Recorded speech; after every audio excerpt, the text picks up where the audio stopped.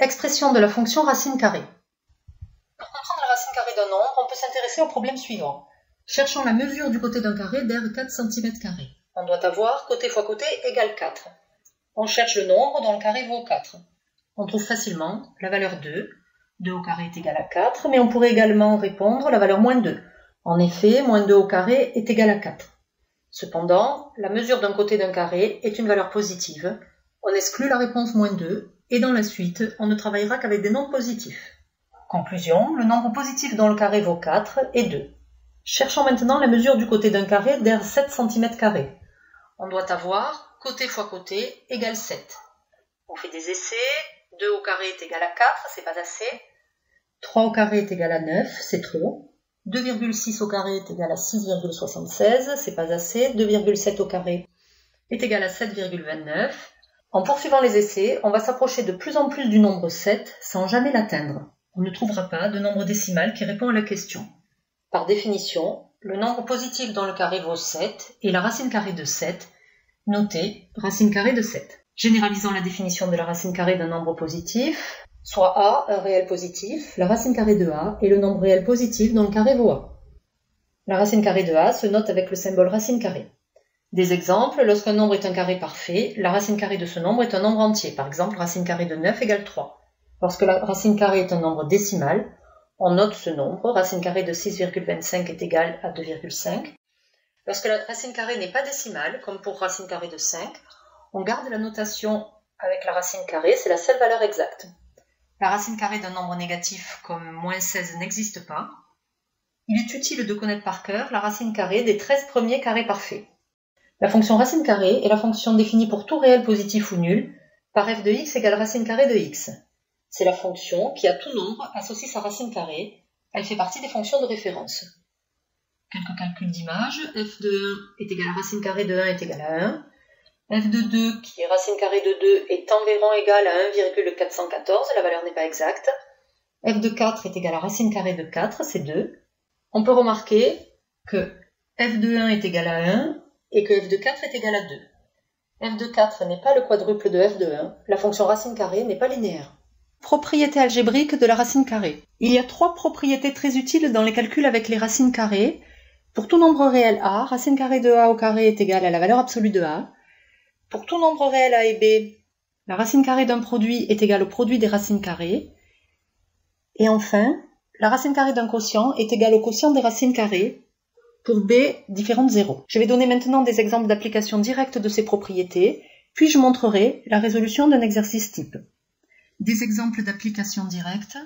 Racine carrée de 6 au carré est égale à la valeur absolue de 6 qui vaut 6. Et la racine carrée de moins 4 au carré est égale à la valeur absolue de moins 4, c'est-à-dire 4. Pour la deuxième propriété, racine carrée de 2 fois racine carrée de 8 se simplifie facilement en écrivant racine carrée de 2 fois 8 qui est égale à racine carrée de 16 qui vaut 4.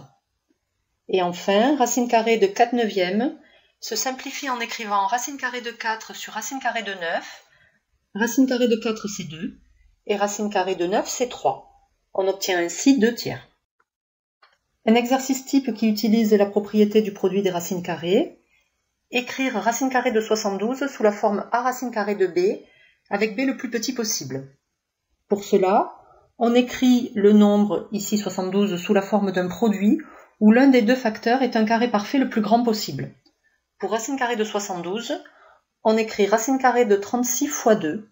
Racine carrée de 36 fois 2, c'est racine carrée de 36 fois racine carrée de 2. Racine carrée de 36 est égale à 6. Et finalement, racine carrée de 72 est égale à 6 racine carrée de 2. Variation de la fonction racine carrée.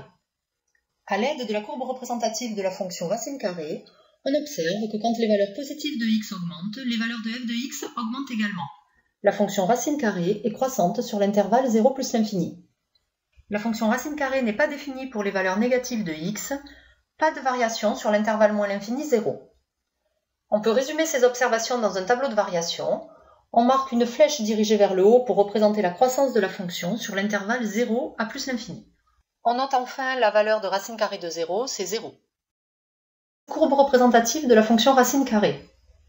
La fonction racine carrée est définie pour tout x supérieur ou égal à 0. Sa courbe représentative est une demi-parabole. Pour tracer la courbe représentative de la fonction racine carrée, on établit le tableau des valeurs pour les points d'abscisse positive.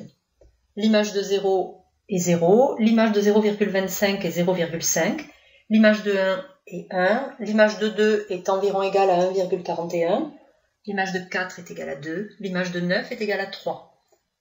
On peut maintenant placer ces points dans le repère.